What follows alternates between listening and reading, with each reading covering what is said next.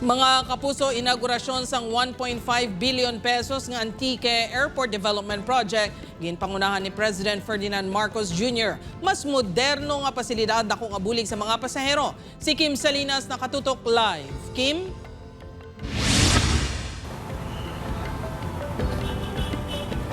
Jert, mas maayo nga check-in, mas matawhay nga paghulat, kag mas kompleto ang serbisyo. Ini ang pila lang sa mahimo maeksperiensyahan sang mga pasahero sa bago gin-developed nga Antique Airport.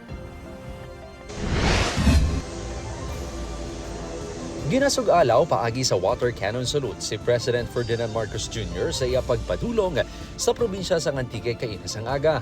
Ginpangunahan sang presidente ang inaugurasyon sang Antique Airport Development Project sa San Jose de Buenavista. Gilayon niya gininspeksyon ni PBBM ang arrival area kag check-in counters. Gin-unveil man ang markers ang proyekto sa tubang sang airport. Binubuksan natin ang bagong passenger terminal building. Dito, mas maayos ang check-in, mas komportable ang pag-antay, at mas kumpleto ang mga inaalok na serbisyo para sa mga nagbabiyahe. Ang proyekto nga ginsuguran sang 2016, ginpunduhan sang masobra 1.5 billion pesos. Lakip na diri ang passenger terminal building nga nagabalor sang 126 million pesos. Mas ginpalapad ang passenger terminal building sa 2,264 square meters halin sa 181 square meters. Gani halin sa 64 seating capacity. Sa karon, makaakomodar na ini sang 360 ka mga pasahero. Nagsaka naman sa anom ang check-in counters halin sa duwa.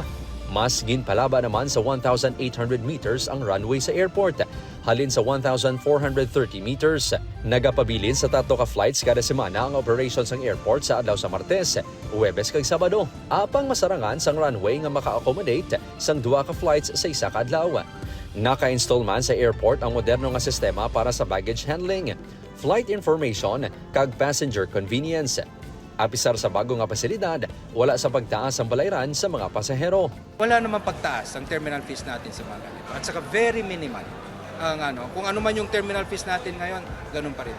Ang development sa airport, ang dako nga bulig, hindi lang sa mga residente, kundi pati man sa turismo sang probinsya. For tourism, this is a gateway to our mountains, rivers, heritage sites, and pristine beaches.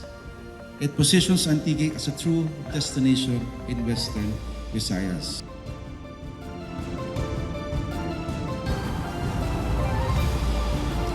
Jert, ang development sa Antique Airport ang kabahin lang sa mas masangkad nga modernisasyon sang mga airport sa Western Visayas suno kay PBBM. Suno man sa presidente subong nga tuig pagasuguran ang pag-aspalto sang runway sa Iloilo International Airport kag ang pagtukod man sang control tower sa Rojas Airport.